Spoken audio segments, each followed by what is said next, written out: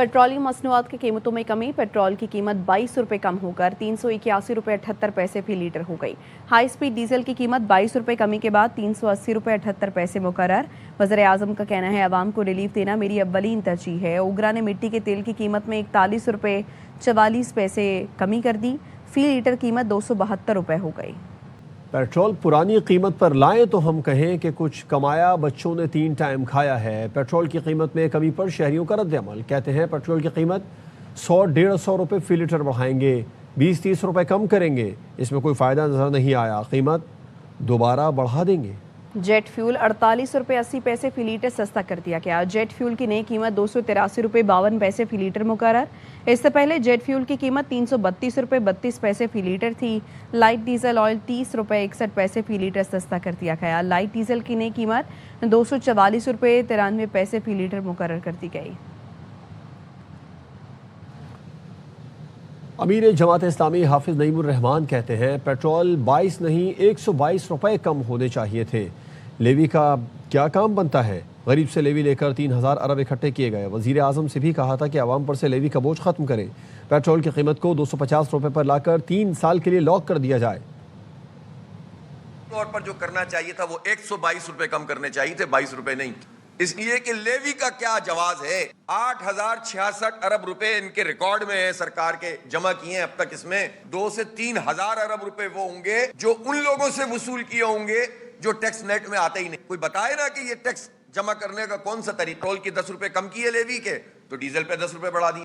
इस तरह से तो मसला हल नहीं होगा। वज़ीर आज़म साहब से भी फोन पे कहा था आप ये आवाम के ऊपर रहम करें। कहा कि हम पर बड़ा दबाव। मैंने कहा आप क्यों दबाव वसूल करते हैं, क्यों IMF की गुलामी इख्तियार करें। यानी IMF को कोई एतराज नहीं होता मरियम नवाज के 11 अरब रुपए के जहाज पे, 9 करोड़ रुपए के चेयरमैन सेनेट की गाड़ी पर, लेकिन IMF को इस पर एतराज होता है कि आप लेवी क्यों कम कर रहे हैं।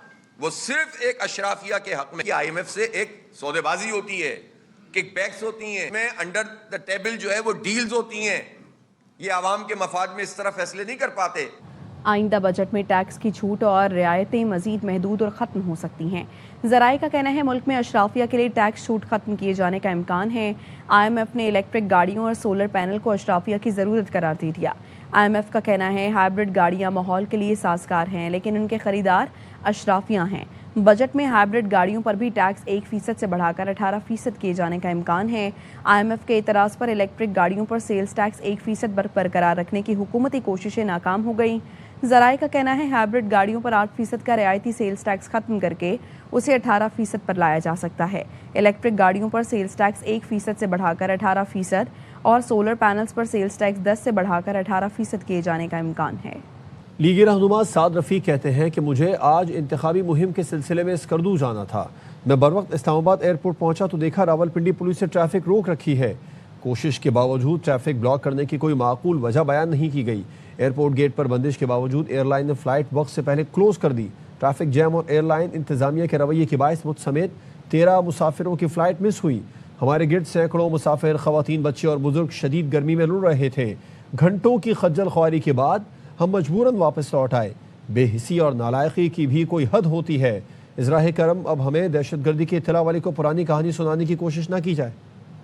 PTI रहनुमा असद कैसर की भी स्कर्दू की फ़्लाइट मिस हो गई। कहते हैं आज इलेक्शन मुहिम के सिलसिले में इस्लामाबाद से स्कर्दू की फ़्लाइट थी। एयरपोर्ट के रास्ते बंद कर दिए गए। आवाम को शदीद मुश्किलात का सामना है। हमारी वजह से आप लोगों ने किया है, तो लोगों की क्यों आज़ाद देते हो। हम बस साइड पे खड़े हो जाएंगे ना, बस बताओ कि नहीं जाना। नहीं, मेरा मतलब ये है कि आम लोगों को तकलीफ है ना, मुसाफिर मतलब है कि लोगों को तकलीफ ना, लोगों को जाने दो। हम तो आपके आदि, लेकिन बाकी गाड़ियों को छोड़ो ना, आवाम को तकलीफ ना दो, लोगों को छोड़ो। इस्लामाबाद एयरपोर्ट के साथ खड़ा हूँ, नज़दीकी रोड उन्होंने ब्लॉक किया हुआ। हमारी फ्लाइट है, पता नहीं क्या वजह है, क्या हम खड़े हैं और ये कोशिश कर रहे हैं कि हमारी फ्लाइट ही मिस हो। लाहौर के मुख्तलिफ इलाकों में तेज़ हवाओं और जालाबारी के साथ मूसलाधार बारिश ने गर्मी का जोर तोड़ दिया। खुशगवार मौसम से शहरियों के चेहरे खिल उठे। अलमास खान की रिपोर्ट। लाहौर में छाई काली घटाएं, तेज हवाएं चली और बादल खुलकर बरसे। गुलबर्ग, कलमा चौक, मॉडल टाउन, फिरोजपुर रोड, जोहर टाउन, वलेंशिया और जेल रोड समेत मुख्तलिफ इलाकों में गरज चमक के साथ मूसलाधार बारिश हुई। ویلنسیا اور گردونواہ میں ہونے والی ژالہ باری نے موسم کو مزید دلکش بنا دیا۔ عید کے بعد اللہ پاک نے اللہ کا بہت بہت شکر ہے، ٹھنڈا موسم کر دیا اور ہم اسی لیے باہر انجوائے کرنے کے لیے نکلے ہیں۔ 10 روز سے کافی گرمی تھی، اب پہلے سے کافی اچھا ہے، ہم کافی انجوائے کر رہے ہیں۔ بارش رکنے کے باوجود شہر میں بادلوں کا ڈیرا اور تیز ہواؤں کے ساتھ بوندا باندی کا سلسلہ بھی جاری۔ محکمہ موسمیات کے مطابق آئندہ 12 گھنٹوں تک موسم ایسا ہی خوشگوار رہے گا۔